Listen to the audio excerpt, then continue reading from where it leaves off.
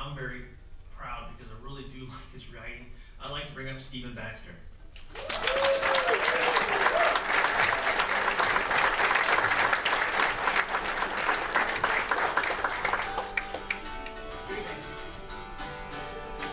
So it's a long way from Liverpool. So did you have a nice flight? Oh, the flight was fine, yeah. Thanks to your treasurer who paid for business class for me. Oh, yes.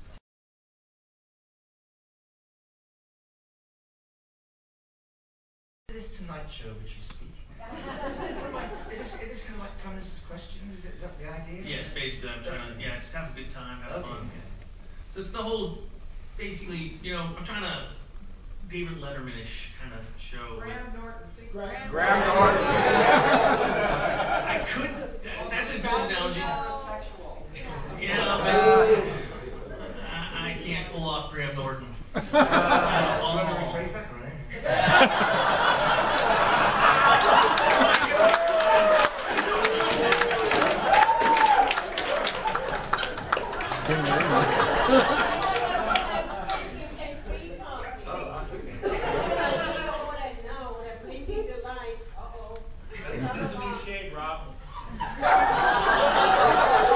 I'm speechless. This is hard for me to be speechless. Where did you do such an interview? Well, I'm still let him talk. So you got a chance to work some with Arthur C. Clarke. How was that process? Oh, it was terrific, and now I'm working with Terry Pratchett, another collaboration.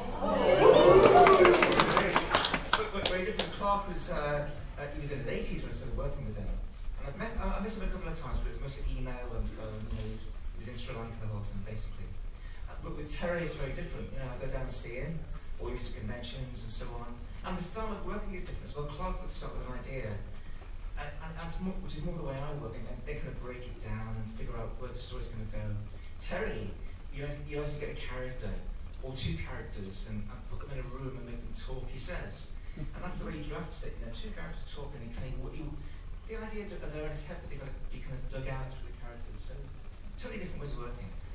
But great, but we've done the book now, it's going to go out in June, so I think I was glad to actually produce, a coherent draft, and know that we got something. So, that's going to be great. That's going to be great. So you got a chance to work. You worked on BBC with Invasion Earth. Is there any other things you'll be working with BBC in the future, or you've done that part? That chapter's closed. You got more coming up. No. Well, we came close with my books with Clarke, The Time Odyssey. They were optioned by Hallmark for a miniseries, which would have been great, And the way these things are, they put masses of money into it, even into failed projects. With The Time Odyssey, the first book was about time slips. And there was a scene set in Babylon. And we had this like a modern Babylon, it's all the ruins. But then the other half over the river is Nebuchadnezzar's Babylon. They're fantastic. And they sort of building this thing in the Indian desert, can you imagine? With the extras, I mean, it's all a gigantic movie set basically, but what a fantastic thing. And then they cancelled it. So, I think to me the media stuff is kind of like the lottery, that comes along. But Invasion Earth, you mentioned that was mid-90s. It was a big. This is before Doctor Who, the modern version of Doctor Who came along. The BBC were very sniffy about science fiction, but they put £1 million an episode into this thing. And I worked on it. It was kind of like Doctor Who production quality, if you imagine. And it tanked, it bombed, it was terrible. It killed off science fiction on the BBC for another 5 or 6 years before Doctor Who came along. Thanks for bringing it up. I didn't think it was that bad. That's all. So I read somewhere you might be writing a Doctor Who book. Written. That's in August this year. But this year. It was difficult to do, because working with these in other universes, there are always challenges that you don't expect. And with the Doctor, I'm taking everybody knows about Doctor Who, the basic. Yeah. Came to the right place. Two specific challenges for the writer. One is, the way they're kind of seamlessly introduced. They just turn up out of a box. And by the end of the first 10 minutes in the modern show, they're kind of accepted by whatever society they're in, and they're interacting and so forth. To write scenes like that, where these guys aren't saying, "Who the hell are you again?" or not just locked up in some way. That was tricky. And also, the Doctor himself. I read plenty of novelizations of Who ever episodes, and I've never been satisfied with the way the Doctor himself is represented in the book. You know, I mean, he's this alien, he's smarter than we are for a start, he's got 900 years of memories, he's a traumatized war veteran in the current incarnation. But, you know, from his point of view, you know, most of the novels, he's just kind of wandering around, you know, he's got the same kind of point of view as the other characters. So I thought, no, the only way to handle that is to look at him from the outside, ultimately, like a force of nature, you know. He's seen from the outside. In my book, anyway, you don't get to see from inside his head, because it would just overbalance the story, you know, the rest of the story has to go on. But, yeah, that was a great sort of indulgent kind of exercise for me. And see David turn to the back there. So I'm no patience. I hope you feel like your second incarnation justice. We had a couple Doctor Who fans. Let's do another. Stand up, one.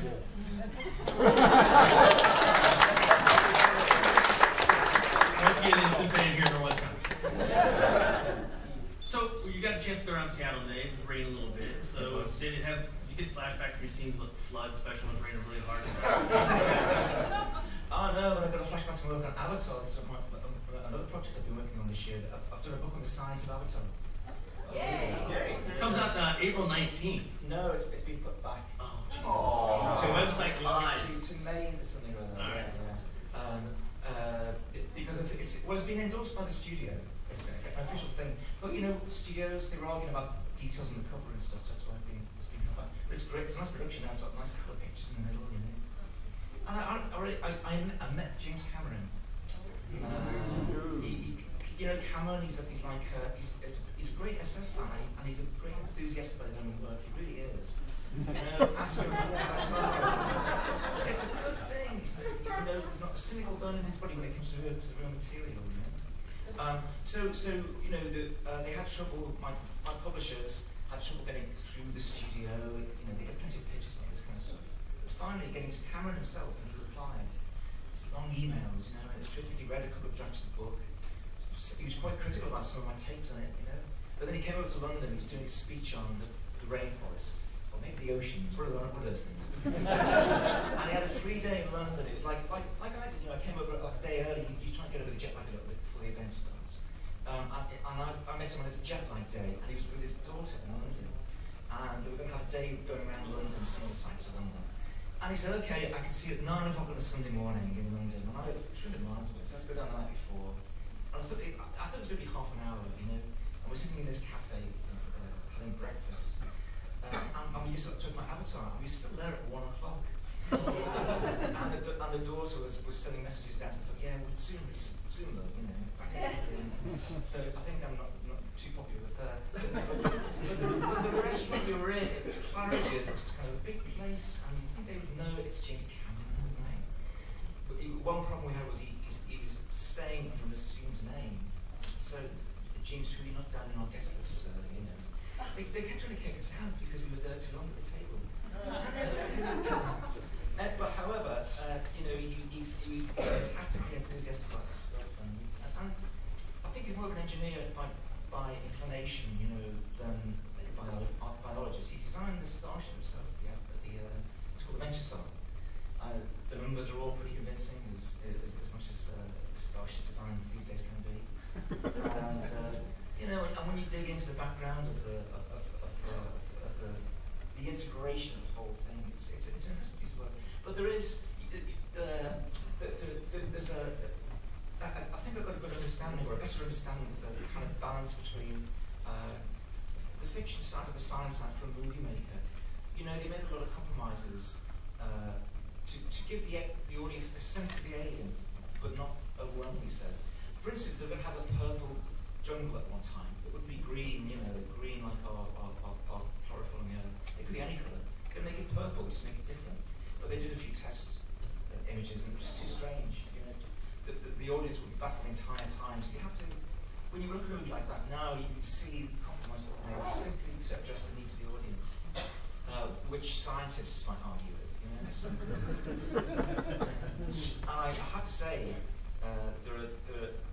he gave me some heads up about sequels he was planning, because he wanted me to know how far I could go with some speculations before I either got it wrong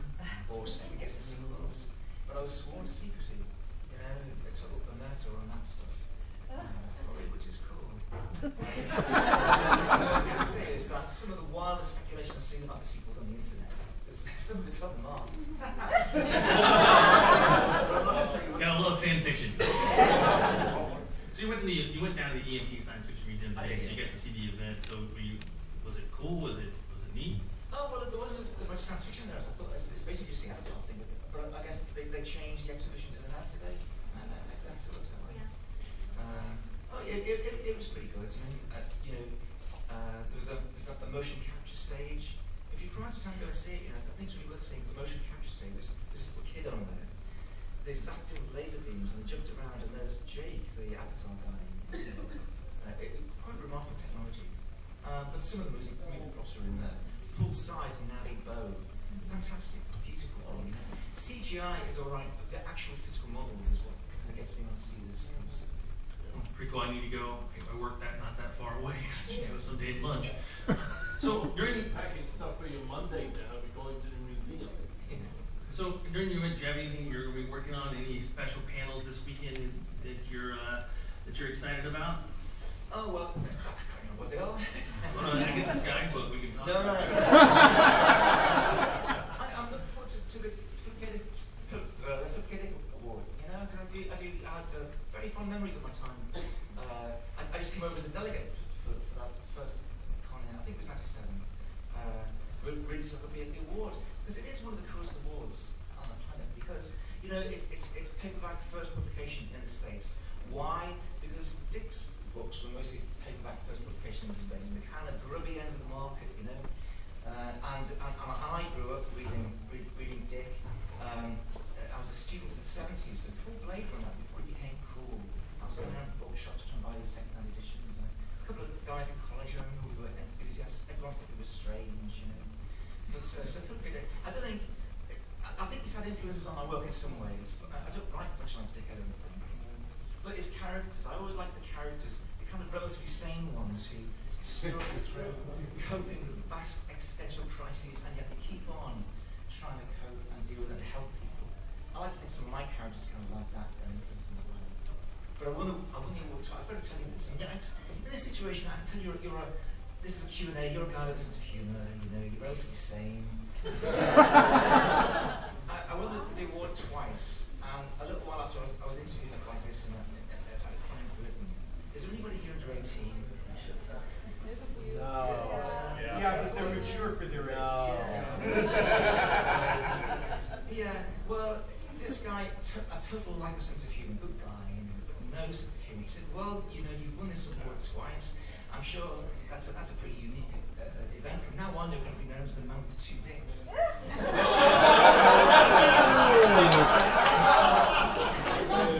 I'm sure your wife would be there, like.